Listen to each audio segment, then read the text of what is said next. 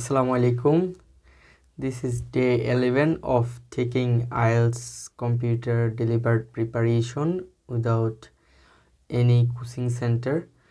So, for the last 3 days, I've been working on listening MCQs, and I think right now আমি হচ্ছে এটাকে এখানেই রেখে যাব।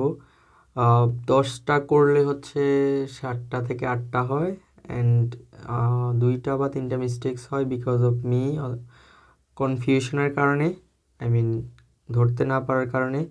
But I realized one thing, আমি যদি হচ্ছে পুরোপুরি থেমে থেমে করি, একটা একটা করে সলভ করি, আমার একটাও ভুল হয় না। সো ইট মিনস যে আমার হচ্ছে বোঝাতে সমস্যা নাই, I have to practice more. But আমার কাছে এখন ওই পরিমাণ সময় আমি দিতে চাচ্ছি না, যেহেতু I have really short amount of time. What next যেই টপিক বা যেই টাস্ক সেটা যে চলে গিয়েছে সেটাকে বলা হয়ে যাচ্ছে গ্যাপ ফিলিং বা ফিলিং দ্য গ্যাপস, যেটা পার্ট 4-এ আসে। সো আই থিঙ্ক এটা আমার জন্য বেশি challenging, because I already told you যে আমার হচ্ছে স্পেলিংয়ে প্রচুর মিস্টেক্স থাকে, অ্যান্ড হচ্ছে এইখানে যেই পরিমাণ ঘুরায় পেঁচায়, ওই যে বলছিলাম the word is like paraphrase, yes.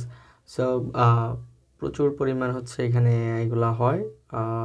এখানে সবথেকে বেশি ইন্টারেস্টিং হচ্ছে আমাকে আগে থেকেই গ্যাপে বসা যেই ওয়ার্ডটা সেটাকে প্রেডিক্ট করতে হবে, অথবা সেটার ক্লোজ কোনো কিছু প্রেডিক্ট করতে হবে। So I am very bad at predicting things. I have to work on this. Thank you. Thanks for watching.